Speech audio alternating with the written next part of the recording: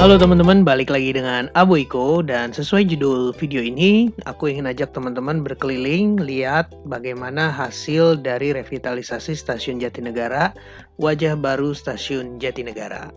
Dan kita mulai dari depan, dari awal ya. Stasiun Jatinegara awalnya dibuka pada tahun 1909 waktu zaman Hindia Belanda dan menjadi salah satu stasiun penting penghubung antara rute menuju Pasar Senen, Manggarai, dan Bekasi.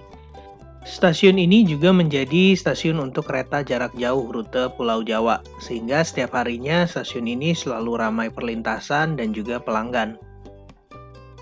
Bangunan stasiun awal ini telah menjadi salah satu bangunan cagar budaya yang dijaga keberadaannya. Beberapa bagian dari stasiun awal juga masih bisa dilihat meski wajahnya kini telah baru. Yuk kita masuk ke dalam. Perbaikan Stasiun Jatinegara ini adalah bagian dari kegiatan pembangunan DDT Paket A, yaitu pembangunan jalur Dwi Ganda dari Manggarai menuju ke Cikarang yang udah dimulai tahun 2016 lalu. Pembangunan ini dilakukan oleh Balai Teknik Perkeretaapian Wilayah Jakarta dan Banten, teman-teman.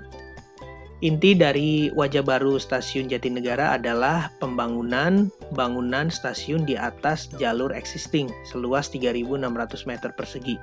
Jadi ada bangunan baru di atas jalur atau di atas peron kereta di Stasiun Jatinegara. Nah, bangunan baru Stasiun Jatinegara ini dibuat dengan gaya arsitektur futuristik modern yang minimalis. Jadi mencoba menyesuaikan dengan desain-desain Eropa yang sudah ada di bangunan awalnya. Di sistem yang baru ini, jika teman-teman ingin naik kereta di Jatinegara, maka teman-teman diarahkan ke lantai 1. Di lantai 1 ini terdapat berbagai fasilitas umum, termasuk yang paling penting transaksi. Beli tiket, gate in dan gate out, termasuk juga peron-peron yang harus teman-teman tuju, informasinya ada di lantai 1 ini. Dan ini suasana di lantai 1.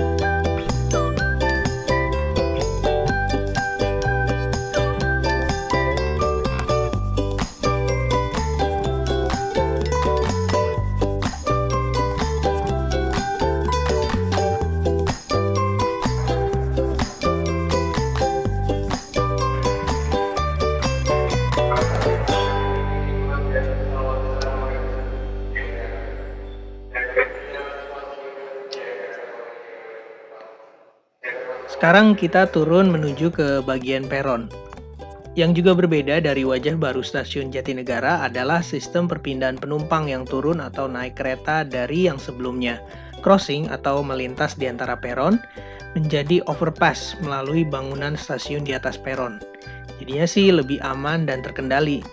Ya emang sih pasti butuh adaptasi sih bagi yang udah sering lewat peron, sekarang jadi harus naik ke atas dulu untuk ganti-ganti atau ingin keluar. Tapi kalau ngelihat stasiun-stasiun lain dengan sistem seperti ini, seperti Stasiun Tanah Abang, Stasiun Karet, dan lainnya, kayaknya sih ini hanya masalah adaptasi waktu aja dari penumpang. Apalagi di Stasiun Jatinegara ini, layanan overpass-nya juga dilengkapi dengan fasilitas lift dan eskalator untuk mempermudah mobilitas.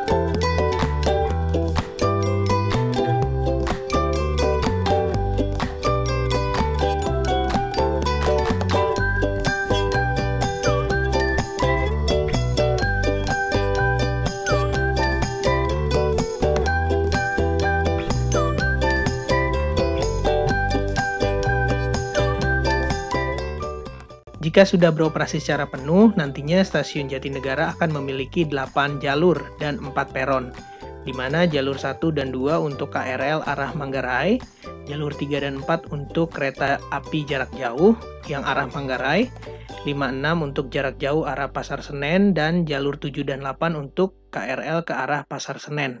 Untuk sekarang belum sepenuhnya jadi, hanya peron 3, 4, dan 6 saja yang beroperasi. Tapi nanti kalau sudah jadi, 8-8-nya akan beroperasi dan jadi makin banyak nih peronnya ya. Hati-hati salah turun peron ya teman-teman. Di area stasiun ini juga dibangun Skybridge atau JPO untuk masyarakat yang ingin melintas. JPO-nya sih lumayan tinggi dan kerasa banget nih goyangannya selama melintas teman-teman. Jalur trotoar menuju stasiun Jatinegara juga cukup lebar dan tertib, jadi lebih mudah kalau ingin mengakses stasiunnya.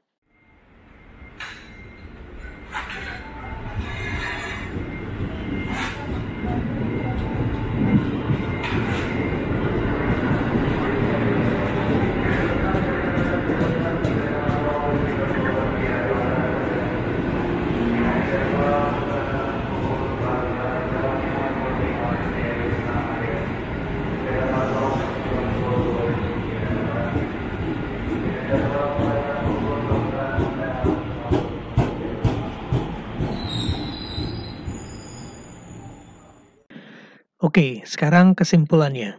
Menurut aku, wajah baru stasiun Jatinegara ini nambahin upaya-upaya nyata dari revitalisasi yang sedang dikerjakan oleh PT KAI.